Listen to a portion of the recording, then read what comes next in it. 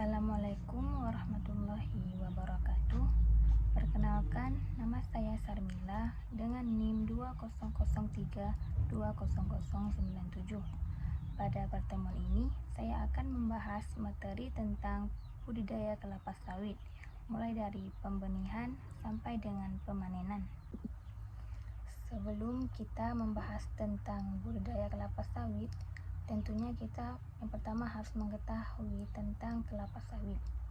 Maka nama latin dari kelapa sawit yaitu Elais cuinis, yang berasal dari bahasa Yunani kuno. Elaya yang berarti zaitun. Nama ini diberikan karena buahnya mengandung banyak minyak. Tanaman elegan ini berasal dari daerah tropis basah di Afrika dan masih memiliki kerabatan dengan kelapa. Kelapa sawit memiliki organ vegetatif berupa daun, batang, akar, serta organ reproduksi yang berupa bunga dan buah. Di daun yaitu daun kelapa sawit merupakan daun majemuk. Daunnya menyerupai daun pada tanaman kelapa.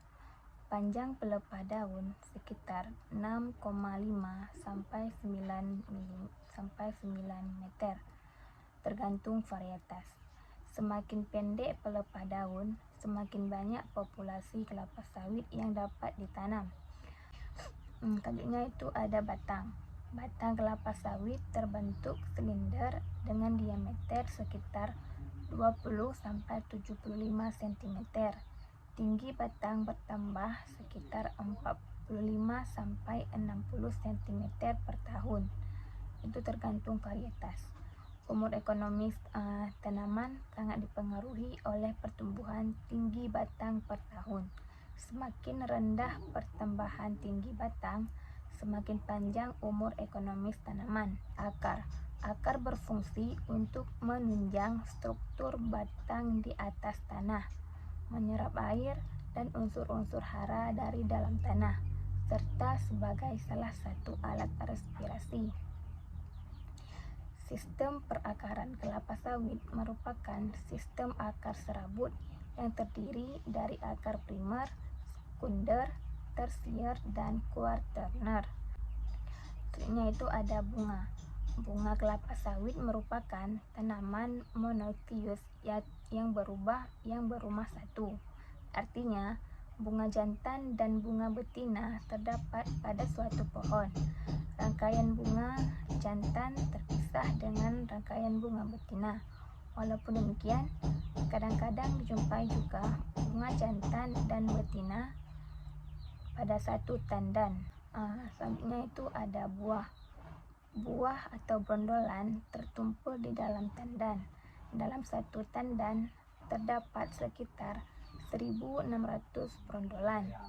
Tanaman muda akan menghasilkan 20 sampai 22 tandan per tahun. Jumlah tandan buah tanaman tua sekitar 12 sampai 14 tandan per tahun. Berat setiap tandan sekitar 22 sampai 35 kg. Selanjutnya saya akan membahas pembenihan atau pembibitan kelapa sawit. Secara visual, kecambah yang unggul tidak menunjukkan tanda-tanda yang khusus. Kecambah yang unggul secara genetik hanya dapat dijamin kualitasnya dengan sertifikat dari produsen benih. Di samping jenis tanah, kualitas bibit, jenis dan pertumbuhannya merupakan faktor utama yang paling menentukan tingkat produksi. Rehabilitas faktor jenis dan kualitas tanaman setelah beberapa tahun tumbuh di lapangan tidak dapat dilakukan. Dengan demikian, perlu pengolahan pembibitan dengan memperhatikan 3 faktor utama. Yang pertama yaitu pemilihan jenis kecambah. Kualitas kecambah merupakan faktor utama yang menentukan tinggi rendahnya produksi. Pemilihan kecambah berkualitas penting dilakukan guna memastikan tingginya produksi, dengan tujuan yaitu untuk mendapatkan kecambah unggul, sehingga setelah ditanam dapat memberikan hasil atau produksi yang tinggi. Standar.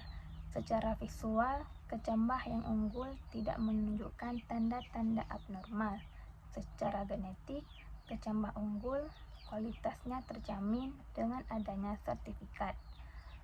Memilih kecambah unggul dapat dilakukan dengan cara mendatangkan kecambah berlegitimasi dari produsen benih yang bersertifikat, yaitu Pusat Penelitian Kelapa Sawit Medan, PT Sofindo Medan, PT MP London Sumatera Indonesia, TBK Medan, PT Bina Sawit Makmur Palembang, PT Tunggal Yunus Estate Pekanbaru, PT Dami Mas Sejahtera Pekanbaru, dan PT Tania Selatan Palembang. Yang selanjutnya yaitu pemeliharaan. Kecambah yang unggul perlu dipelihara dengan baik. Tanpa pemeliharaan yang baik, kecambah unggul sekalipun sulit berproduksi tinggi. Pemeliharaan kecambah merupakan aspek penting yang perlu diperhatikan dengan tujuan yaitu memelihara kecambah jenis unggul sehingga didapatkan bibit siap tanam yang baik. Standar dari pemeliharaan yaitu pertumbuhan bibit normal. Cara pemeliharaan yaitu dengan cara yang pertama yaitu baby bag sudah diisi dan disusun di bedengan dengan sistem instalasi air yang sudah dipasang sebelum kecambah datang. Kecambah yang datang langsung diseleksi, lalu ditanam di baby bag. Selanjutnya yaitu seleksi. Seleksi pertama kali dilakukan pada saat kecambah diterima di kebun. Kecambah abnormal, patah atau busuk harus dibuang di puseri. Lakukan pada 2 kali seleksi, yaitu pada saat bibit berumur 4-6 minggu dan sebelumnya ke minority. Semai yang normal berbentuk daun lanceolate. Setiap daun yang keluar pada akhir pertumbuhannya akan lebih besar dari daun yang terdahulu. Semai yang harus dimusnahkan mengikuti pedoman. Di minority dilakukan 4 kali seleksi dengan membuang bibit abnormal. Bibit abnormal memiliki ciri kelainan pada habitus tanaman, kelainan pada bentuk daun, dan kelainan daya tumbuh. Tahap yang pertama, umur bibit itu 4 bulan. Tahap yang kedua, umur bibit itu 6 bulan. Tahap yang ketiga, umur bibit 8 bulan. Dan tahap yang keempat, sebelum bibit ditanam ke lapangan. Setelah pembenihan, langkah selanjutnya yaitu penanaman kelapa sawit. Kesalahan dalam penanaman tidak bisa diperbaiki setelah tanaman tumbuh beberapa tahun di lapangan. Penanaman merupakan suatu keharusan bahwa persiapan dan pelaksanaan penanaman harus dilakukan dengan benar. Yang pertama itu pemencangan. Pemencangan atau pengajiran dilakukan untuk menentukan tempat yang akan ditanami kelapa sawit sesuai dengan jarak tanam yang dipakai, dengan tujuan yaitu untuk memberikan tanda-tanda pembuatan lubang tanam sesuai dengan populasi yang direncanakan. Sebagai pedoman untuk pembuatan teras atau tapak kuda, drainase lapangan, dan menanam kacangan. Alat-alatnya yaitu kompas dan Q positioning system, apni level atau klinometer, kayu pancang atau pancang kelapa dan pancang anak, dan tali plastik atau kawat. Setelah pemancangan, yaitu pembuatan lubang dan pemupukan lubang tanam. Pembuatan lubang tanam dilakukan minimal 1 bulan sebelum tanam dengan menggunakan alat pengukur atau mal, dengan tujuan yaitu untuk memberikan media tumbuhan yang baik bagi akar tanaman pada saat pertumbuhan awal di lapangan, dan untuk mempermudah peresapan pupuk ke dalam tanah sehingga mempercepat tanaman mengabsorpsi pupuk dan memacu pertumbuhan di lapangan. Alat-alatnya yaitu cangkul, alat pengukur atau mal dengan ukuran 90 cm kali 90 cm, yang minimum 60 cm kali 60 cm. Takaran pupuk untuk pemberian pupuk dasar dengan standar lubang tanam telah selesai dibuat minimal 1 bulan sebelum tanam. Ukuran lubang tanam yang ideal adalah 90 kali 90 cm kali 90 cm kali 60 cm atau minimum 60 cm kali 60 cm kali 60 cm. Tanah hasil galian harus dipisahkan antara selatan lubang dengan utara lubang.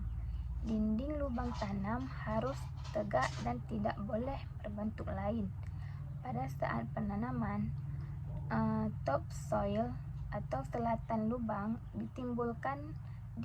ditimbunkan lebih dahulu, lalu di subsoil atau dimasukkan ke utara lubang. Pupuk ditabur secara merata ke dalam lubang tanam dengan dosis 300 gram per lubang tanam. Selanjutnya yaitu penanaman.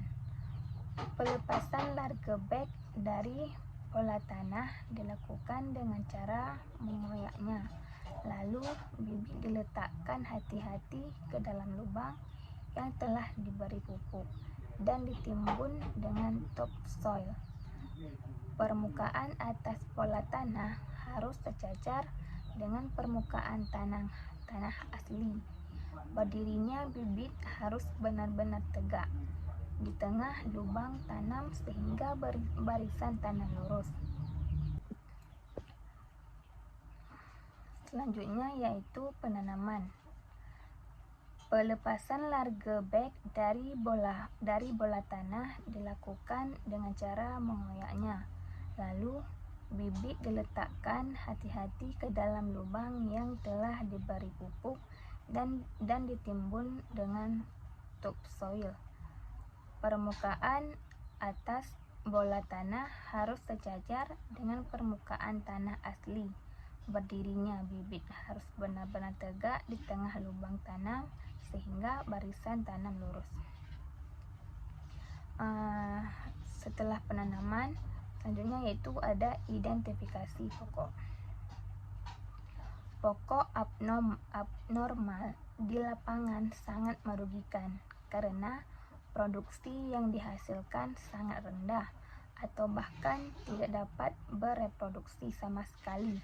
Sedangkan perlakuan yang diberikan atau perawatan sama dengan pokok lainnya yang normal.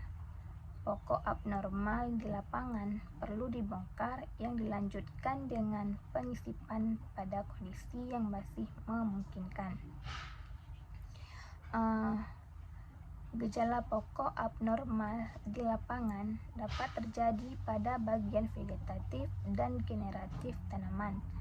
Pada bagian vegetatif, gejalanya dapat terlihat yaitu seperti pertumbuhan pelepah daun berputar, bercak oranye, penyakit tajuk yang amat parah dengan helaian pelepah melengkung berputar ke bawah. Sebagian daun dan pucuk membusuk dan mengering. Selanjutnya yang terjadi yaitu anak daun pada pelepah sempit memanjang. Susunan anak daun sangat rapat seperti sirip ikan. Pelepah daun tegak, anak daun keriting, dan pelepahan daun muda sangat pendek dibandingkan dengan pelepah yang normal. Bertunas atau bercabang. Pokok kerdil kurus akibat hama atau penyakit. Pokok raksasa tetapi tidak berbuah atau jagur. Pada bagian generatif, gejalanya dapat terlihat yaitu buah pada tanah padatan dan mengalami setelah penanaman. Selanjutnya yaitu mengidentifikasi pokok. Pokok abnormal di lapangan sangat merugikan karena produksi yang dihasilkan sangat rendah atau bahkan tidak dapat berproduksi sama sekali, sedangkan perlakuan yang diberikan atau perawatan sama dengan pokok lainnya yang normal. Pokok abnormal di lapangan perlu dibongkar dan dilanjutkan dengan persiapan pada kondisi yang masih memungkinkan. Gejala pokok abnormal di lapangan dapat terjadi pada bagian vegetatif dan generatif tanaman. Pada bagian vegetatif, gejalanya dapat terlihat yaitu seperti pertumbuhan pelepah daun berputar, bercak oranye, penyakit tajuk yang amat parah dengan helaian pelepah melengkung berputar ke bawah, sebagian daun dan pucuk membusuk dan mengering. Anak daun pada pelepah sempit memanjang. Susunan anak daun sangat rapat seperti sirip ikan. Pelepasan daun tegak, anak daun keriting, dan pelepah daun muda sangat pendek dibandingkan dengan pelepah normal. Bertunas atau bercabang. Pokok kerdil atau kurus akibat hama atau penyakit. Pokok raksasa tetapi tidak berbuah atau jagur. Pada bagian generatif, gejalanya dapat dilihat yaitu seperti buah pada tandan mengalami aborsi dan membusuk. Dalam satu tandan keluar bunga jantan dan betina. Buah tersusun sangat rapat dan kecil-kecil. Pokok steril tidak berubah. Setelah mengidentifikasi pokok, selanjutnya yaitu pemeliharaan tanaman. Untuk dapat berproduksi tinggi, kelapa sawit membutuhkan unsur hara yang cukup, suhu dan kelembaban optimum, sinar matahari yang optimum, serta tekstur tanah yang baik. Kelapa sawit memerlukan kondisi yang optimum untuk dapat tumbuh dan berproduksi tinggi yang berkelanjutan sesuai dengan yang diharapkan. Kondisi yang diharapkan yaitu tentunya tidak adanya atau sedikitnya persaingan dalam pengambilan unsur hara, suhu dan kelembapan yang optimum, penyinaran yang optimum, tekstur tanah yang baik atau cocok. Pengendalian gulma harus dilakukan dengan cara yang benar, karena kesalahan dalam pengendalian gulma akan menyebabkan kerusakan lahan dan tanaman. Kerusakan lahan tersebut berupa erosi dan pemadatan tanah yang secara langsung akan menurunkan produksi. Kerusakan tanaman antara lain yaitu berupa pelukaan akar yang dapat merusak tanaman secara langsung serta mengganggu proses pengambilan unsur hara dan akan menyebabkan akar mudah terinfeksi cendawan atau penyakit. Untuk mendapatkan kondisi tersebut, perlu dilakukan pekerjaan konservasi tanah dan pengendalian gulma. Pengendalian gulma meliputi pekerjaan-pekerjaan seperti yaitu pengendalian lalang, semprot lalang atau whipping lalang, garuk piringan, penyemprotan piringan, pasar pikul, dan tempat pengumpulan hasil, membongkar pertumbuhan pengganggu, dan babat pakisan. Selanjutnya yaitu konversi tanah, konservasi tanah. Tanah merupakan media penyimpanan unsur hara yang dibutuhkan oleh tanaman. Lebih jauh, tanah dapat berfungsi sebagai media untuk berkembangnya akar. Kondisi tanah yang subur sangat dibutuhkan untuk menghasilkan kelapa sawit yang berproduksi tinggi, dengan tujuan yaitu mempertahankan kesuburan tanah baik secara fisik, kimia, maupun biologi. Dengan standar sarana konservasi, tanah dibuat sesuai dengan keadaan tanah, terutama topografi atau kemiringan lahan.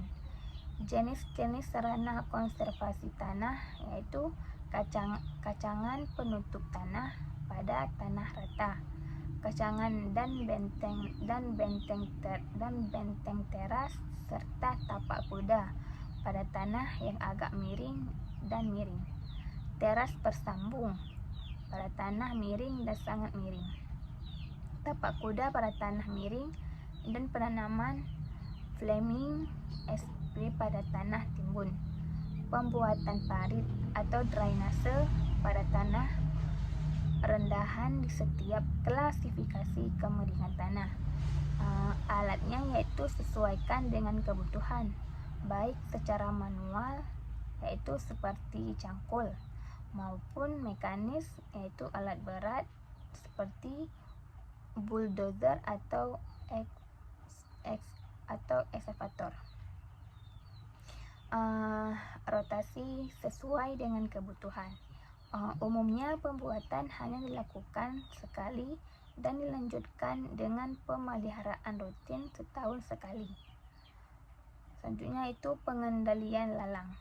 Lalang merupakan salah satu kompetitor bagi tanaman kelapa sawit.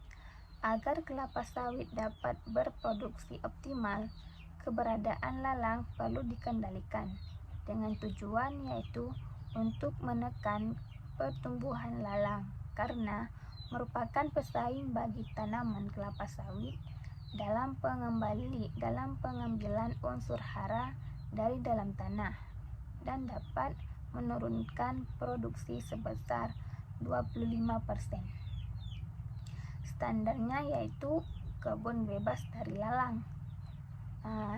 Selanjutnya itu cara kondisi kebun yang hanya ditumbuhi sedikit sekali lalang bisa dikendalikan dengan whipping atau lalang, yaitu dengan mengusap permukaan daun lalang dengan kain yang telah dibasahi larutan herbisida. Tahap-tahap pekerjaan whipping lalang yaitu kain katun yang berukuran 3 cm x 12 cm dibalutkan pada 3 jaringan. Rumpun lalang dibersihkan dari sampah-sampah di sekitar pangkalnya dengan menggunakan arit kecil seperti guris. Jari tangan yang telah dibalut dicelupkan ke dalam larutan herbisida, lalu diperas sedikit agar tidak menetes. Penyapuan atau whipping dimulai dari batang bawah sampai ke ujung daun secara merata dan basah, lalu dilakukan perhelaian daun lalang. Hindari pecahnya batang atau daun lalang, apalagi tercabut sewaktu whipping atau pembersihan sampah. Untuk menghindari terjadinya lalang yang tidak di whipping atau terjadi penggulungan whipping, maka ujung lalang yang di whipping diputuskan sekitar 1 cm sebagai standar. herbisida yang dipakai oleh glifosat seperti amifosat 480 AS. Konsentrasi dari 1,0 sampai dengan 1,3%. Pertumbuhan lalang yang sporadis atau terpencar akan lebih efektif jika dikendalikan dengan metode spot spraying. Metode pengendalian yang efektif pada pertumbuhan lalang yang meluas adalah cara penyemprotan total.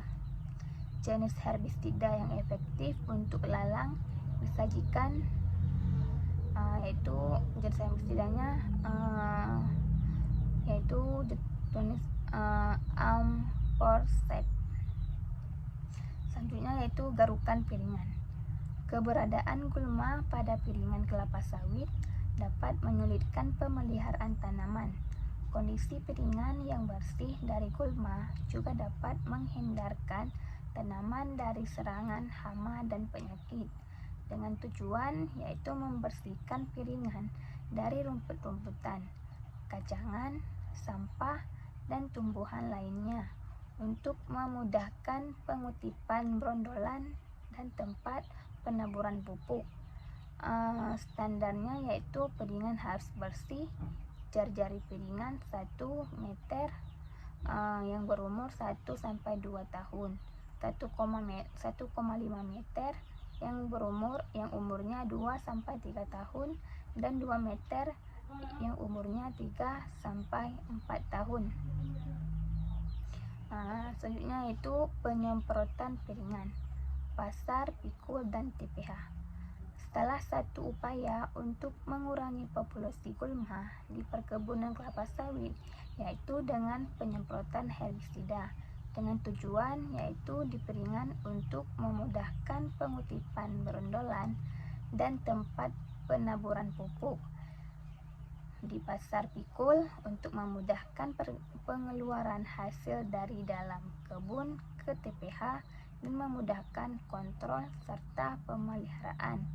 Pada TPH untuk mengurangi losis akibat brondolan tertinggal di TPH dengan standar piringan, pasar pikul, dan TBH bersih dari gulma. Selanjutnya itu pembongkaran tumbuhan pengganggu. Tumbuhan berkayu yang tumbuh di sekitar tanaman kelapa sawit dapat menjadi pesaing dalam penyerap air, udara, dan sinar matahari. Tumbuhan berkayu juga merupakan gulma yang sulit diberantas dengan herbisida.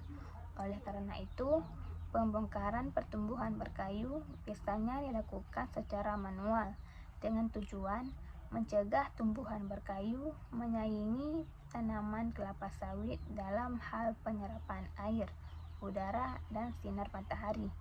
Dengan standar yaitu areal kebun bebas dari tumbuhan berkayu, baik di piringan, pasar pikul, maupun di kawangan. Dengan cara yaitu dilakukan dengan membongkar tumbuhan berkayu sampai akar-akarnya.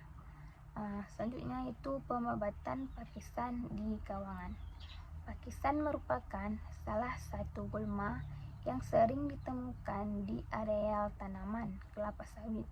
Pakisan yang berada di kawangan perlu dibabat untuk menciptakan kondisi lingkungan yang optimal bagi pertumbuhan kelapa sawit, dengan tujuan yaitu menekan pertumbuhan pakisan di kawangan agar tanaman kelapa sawit mendapat cahaya matahari yang cukup, menciptakan lingkungan yang tidak terlalu lembab sehingga mengurangi serangan hama dan penyakit bagi pohon kelapa sawit, dengan standar yaitu gawangan bersih dari pakisan yang tumbuh tinggi, dan yang dibolehkan tumbuh adalah pakisan non-pakis kawat yang tingginya hanya sampai 90 mm sampai 50 cm. Caranya yaitu pakisan dibabat secara manual jika memungkinkan dapat dilakukan penyemprotan dengan menggunakan campuran herbisida.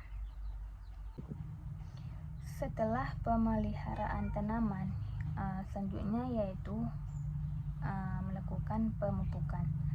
Tanaman kelapa sawit memerlukan unsur hara yang optimum dan seimbang untuk dapat memberikan hasil yang maksimum dan berkelanjutan.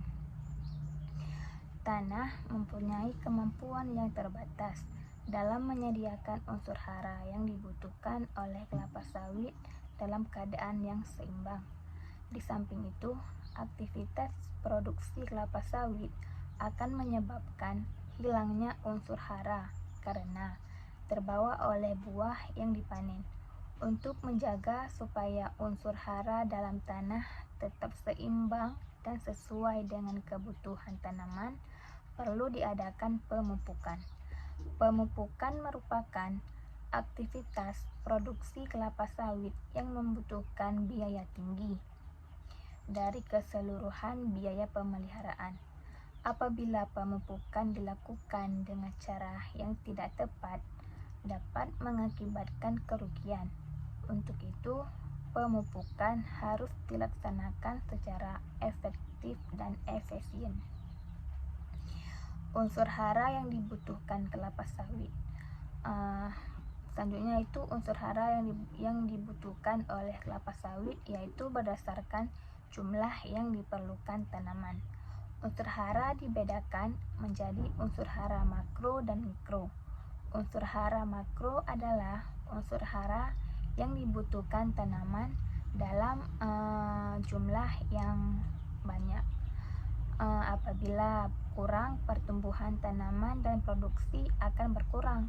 Yang termasuk unsur hara makro adalah N, P, K, Ca, dan Mg.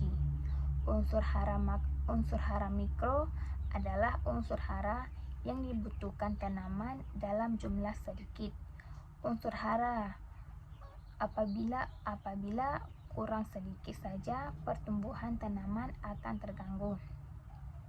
Dan apabila kelebihan sedikit saja, tanaman akan keracunan. Unsur hara mikro antara lain yaitu B, Cu, dan Zn. Selanjutnya yaitu gejala kekurangan unsur hara. Kelapa sawit yang mengalami defisiensi hara dapat menunjukkan gejala yang beragam. Unsur hara yang diperlukan dan gejala yang ditimbulkan akibat kekurangan hara yaitu seperti yang pertama yaitu nitrogen. Daun menjadi kuning pucat dimulai dari daun termuda, daun pendek dan keras. Yang kedua yaitu fosfor. Daun memendek dan anak daun keungu-unguan. Daun rumput di sekitar tanam berwarna ungu memanjang. Batang dan tandannya mengecil. Yang ketiga yaitu kalium. Pada kalium, daun terdapat bercak berwarna kuning yang bertembus cahaya, seperti tembus cahaya. Yang keempat yaitu magnesium. Daripada magnesium, daun menguning merata pada daun yang tua, yang dimulai dari ujung daun sampai ke pangkal anak daun. Gejala berat ditandai dengan jaringan yang mati, ditemui dari pinggir daun sampai ke anak daun. Gejala tersebut hanya ditemukan pada daun yang terkena cahaya matahari. Yang kelima itu boron. Gejala terjadi yaitu ujung anak daun berbentuk packing. Ujung anak daun berbentuk pancing. Terdapat daun mengeriting seperti tandan berbahaya pada gardu listrik. Bagian ujung memendek.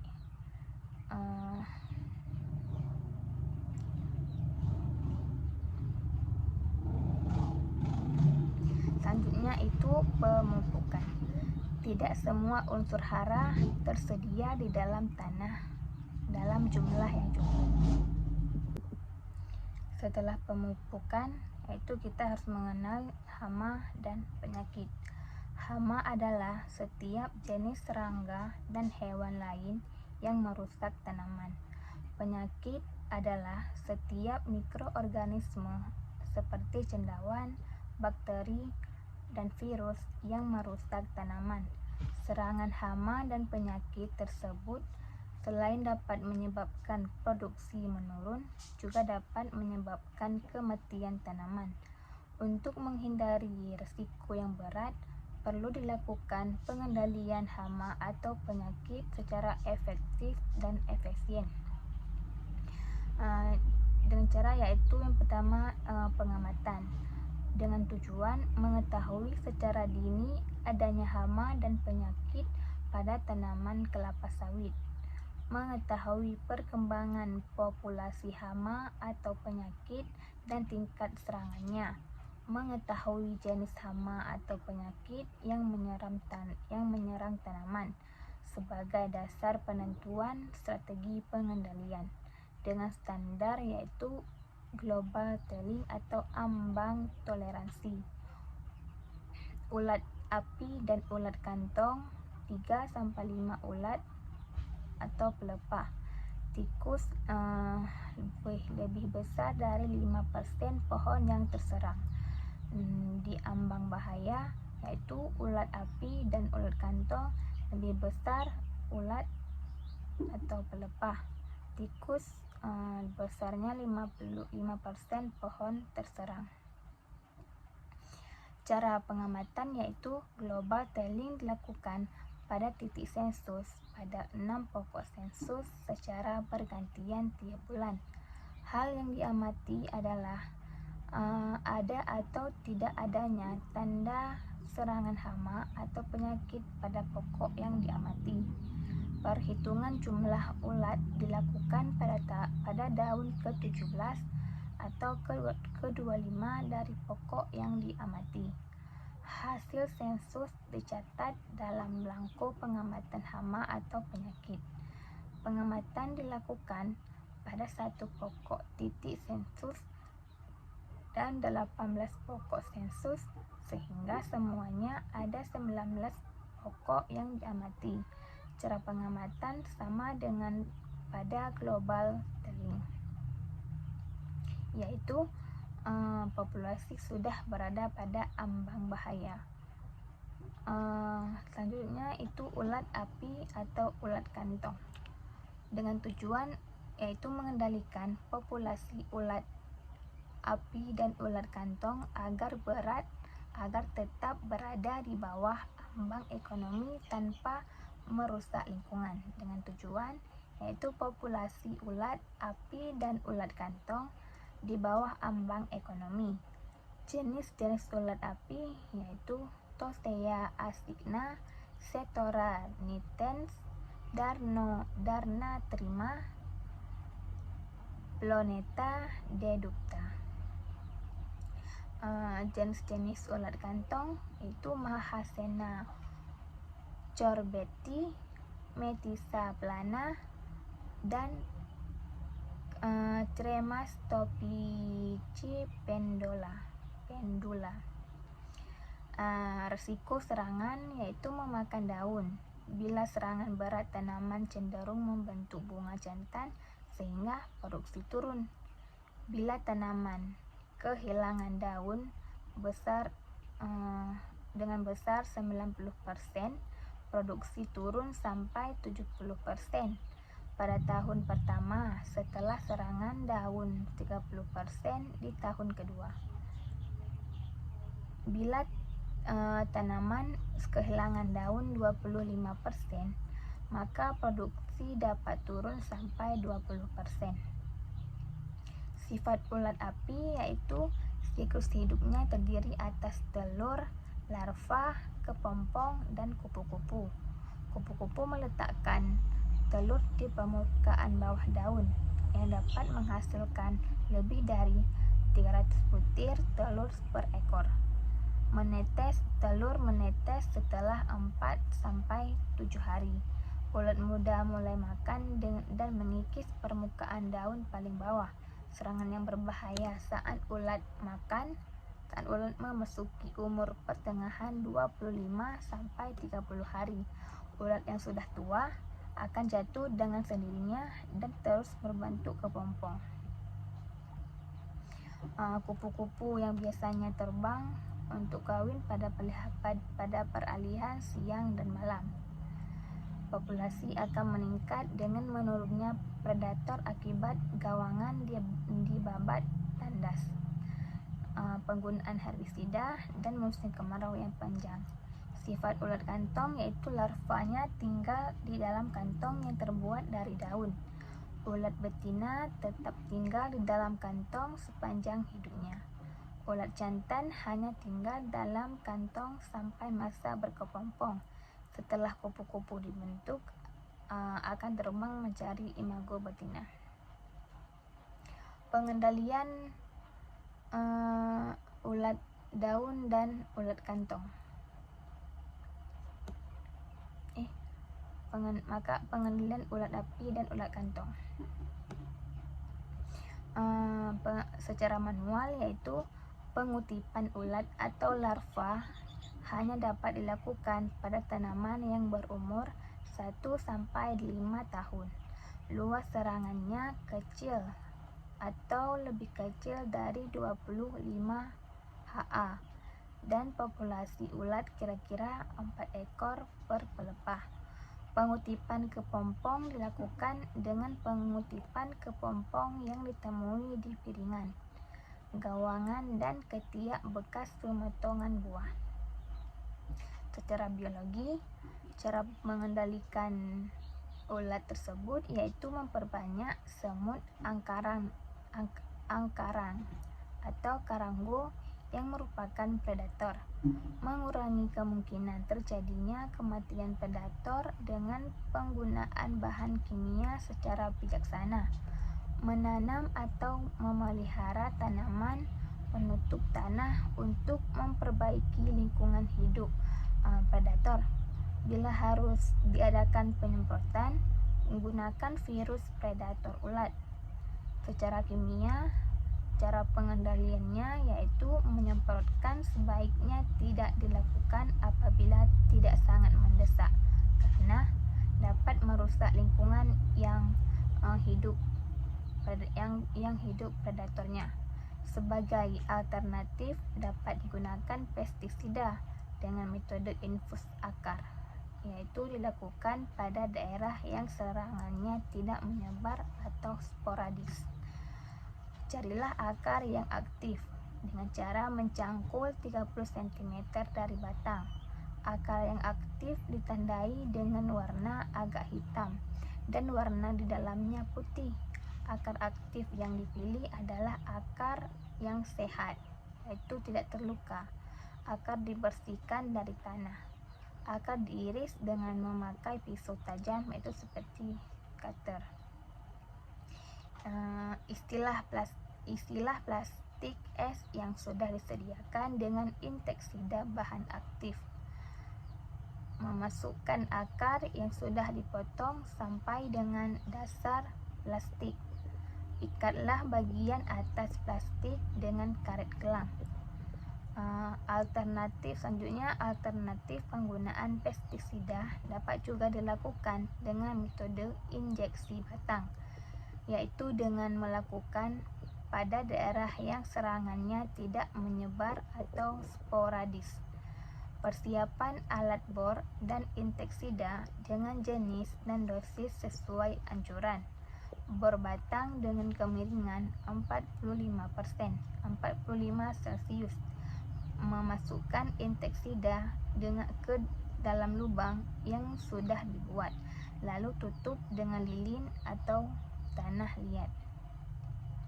Hama selanjutnya yaitu tikus, dengan tujuan menurunkan populasi tikus agar dapat berada di bawah ambang ekonomis tanpa merusak lingkungan. Jenis-jenis tikus yaitu seperti Rattus germanicus, Rattus argentiventer, Rattus diardil. Resiko dari tikus yaitu dapat memakan buah dari kelapa dari kelapa sawit.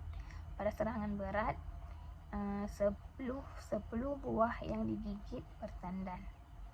Dan dengan kerapatan populasi 300 ekor per hektar dapat menghilangkan produksi minyak 240 kg per hektar.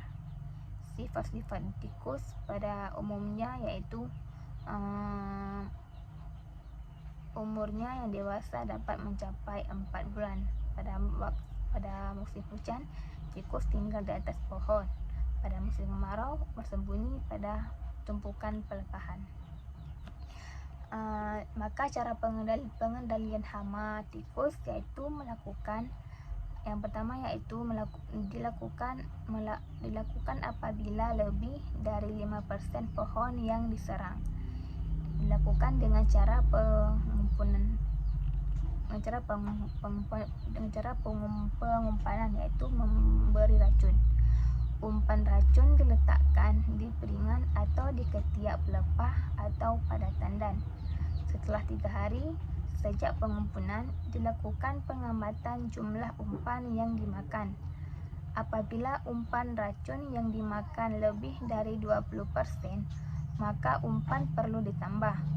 Apabila umpan racun yang dimakan kurang dari 20%, maka umpan tidak perlu ditambah. Apabila umpan racun yang dimakan kurang dari 20%, maka umpan tidak perlu ditambah.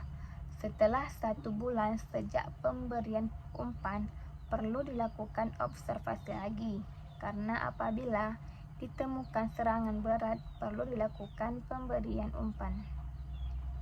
Hama selanjutnya yaitu adanya kumbang tanduk. Tujuan untuk mengendalikan hama tanduk yaitu agar tetap berada di bawah ambang ekonomi tanpa merusak lingkungan. Cara pengendalian dari kumbang tanduk yaitu dilakukan dengan cara sanitasi lingkungan dan penanaman kacangan penutup tanah yang terutama yaitu Mucuna sp. Selanjutnya yaitu penyakit pada kelapa sawit yaitu yang pertama itu adanya penyakit busuk tandan buah dengan tujuan yaitu untuk menurunkan populasi cendawan. Dari penyakit busuk tandan buah, resiko yang terjadi yaitu menyebabkan busuk buah tidak dapat diangkut ke pabrik karena merusak mutu minyak. Cara pengendalian dari busuk tandan buah yaitu melakukan penunasan sesuai dengan petunjuk, membuang dan membakar buah serta bunga yang busuk. Sifat dari penyakit busuk tandan buah itu disebabkan oleh cendawan Marasmius palmivorus yang senang hidup pada daerah dengan kelembaban tinggi dan tanaman yang tidak bersih dari bekas bunga jantan dan tumbuhan epifit.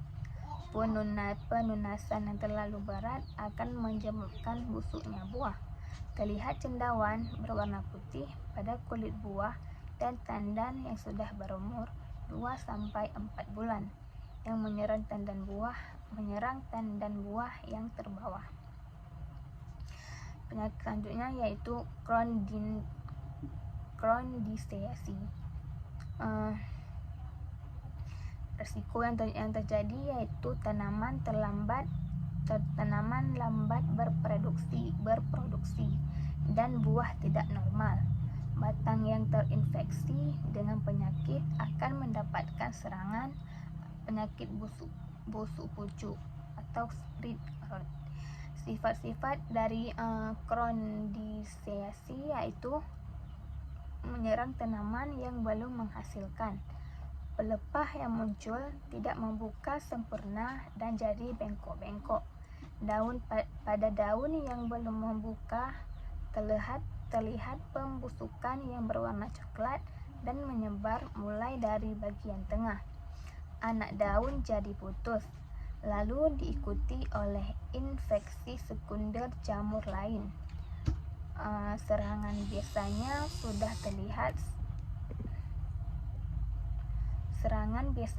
sudah terlihat sejak di pembibitan. Tingkat serangan lebih ditentukan oleh faktor keturunan. Pemberian pupuk nitrogen atau urea akan memperburuk keadaan tanaman.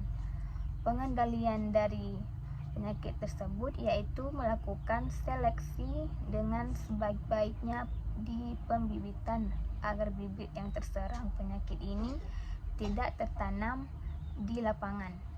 Jangan memberikan pupuk nitrogen atau urea pada tanaman yang terserang. Selanjutnya itu pada rotasi, tergantung dari populasi dan tingkat serangan. Penyakit selanjutnya itu Gomon Sparrowt, yaitu jenis cendawan penyebab infeksi sekunder, yaitu Fusarium oxysporum, Fusarium solani, Fusarium sp, Fusarium floriferatum, Fusarium sachari, dan Fusarium incarnatum.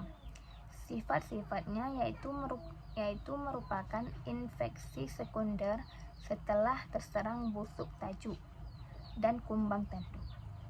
Busuk pada daun baru akan berlanjut pada bagian yang lebih muda. Terlihat pelepah muda yang tidak mau berkembang, berwarna kuning dan kecoklat-coklatan. Gejala meluas ke seluruh bagian daun, lalu daun mengering dan terkulai. Pucuk tersebut dengan mudah dicabut, bagian pangkalnya kelihatan hancur dan mengeluarkan air yang berbau busuk. Cara pengendalian yaitu bagian pelepah yang diserang perlu dicabut atau didodos. Pada serangan berat, sebaiknya tanaman ditumbang dan diganti apabila masih memungkinkan. Setelah kita mengenal penyakit dan hama pada kelapa sawit dan cara pengendaliannya, maka selanjutnya itu adanya perawatan parit. Tanaman kelapa sawit memerlukan kondisi air tanah yang baik atau cocok agar dapat tumbuh subur dan berproduksi tinggi. Untuk menghindari kelebihan air, maka pada tanah gambut dan daerah rendahan dibuat parit atau saluran drainase agar parit yang sudah dibuat dapat berfungsi dengan baik. Diperlukan perawatan parit dengan tujuan yaitu parit dapat mengalirkan kelebihan air dari blok ke kebun keluar dengan lancar. Dengan demikian, kadar air tanah stabil dengan kedalaman aras air. Caranya yaitu membuat sistem drainase berjenjang yang berupa drainase lapangan, drainase pengumpul, dan drainase pembuangan. Drainase lapangan berupa parit buatan yang berfungsi menahan air yang ada dan mengalirkannya di permukaan tanah. Drainase pengumpul dibangun berupa parit buatan, kolam, waduk, dan sebagainya yang berfungsi mengumpulkan air dari suatu area tertentu dan mengalirkannya ke pembuangan. Drainase pengumpul dapat juga berupa teras bersambung dan benteng yang dapat juga berupa teras yang mekanismenya pembuangan airnya melalui mekanisme peresapan tanah.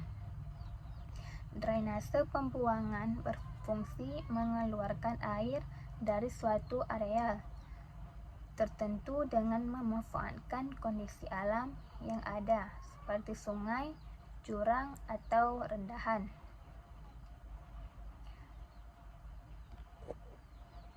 Selanjutnya itu setelah pemeliharaan perawatan, maka yang terakhir itu terjadinya panen atau potong buah.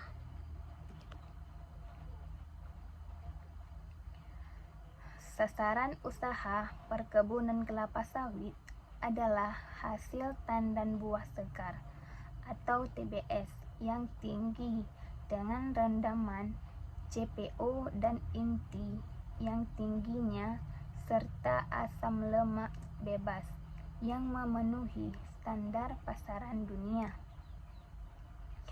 Total produksi TBS per hektar per tahun dipengaruhi oleh berbagai faktor, baik yang berpengaruh langsung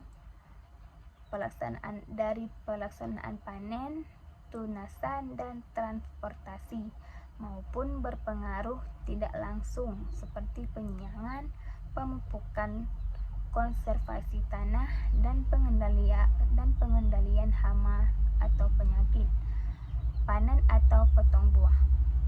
Untuk mendapatkan TBS dengan rendaman yang tinggi, perlunya pelaksanaan panen yang baik dan sesuai dengan standar matang panen, serta pelaksanaan transportasi yang baik. Tidak ada restan. Kandungan asam lemak yang rendah akan didapatkan dengan melakukan panen sesuai dengan standar matang panen dan pengangkutan yang lancar segera setelah buah dipanen. Jalan adalah prasarana yang mutlak ada dan membutuhkan biaya investasi yang cukup tinggi. Kerusakan jalan akan memperlambat pengangkutan TBS. Pabrik dari gudang ke lapangan. Tujuan panen atau potong yaitu pemotongan dan pengutipan TBS pada tingkat pemotongan yang sesuai sehingga mendapatkan kandungan minyak yang diharapkan tanpa membuat kerusakan pada tanaman. Cara pemaneman atau pemotongan buah yaitu potong TBS yang sudah memenuhi standar dengan menggunakan alat yang tepat, seperti dodos untuk pokok rendah, egrek untuk pokok tinggi. Pelepah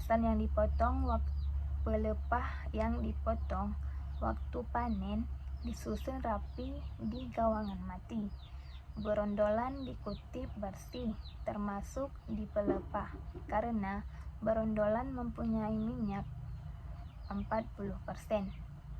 Gagang tandan dipotong mepet, yang panjang gagang maksimum 2 cm. Tandan dan berondolan diangkut ke TPH. Tandan disusun rapi di TPH. Berondolan ditumpuk terpisah di pinggir TPH. Cabang yang ditinggal di pokok harus lebih dari 48 cabang per pokok atau songgo 2. Bila perlu, panen tanpa membuang pelepah. Alat untuk pemanenan yaitu dodos dan egrek sesuai kondisi tanaman, kampak untuk memotong gagang panjang, angkong, dan kancu. Dilakukan 7 hari sekali kembali ke seksi potong buah yang sama. Selanjutnya itu produktivitas hasil TBS per hektar.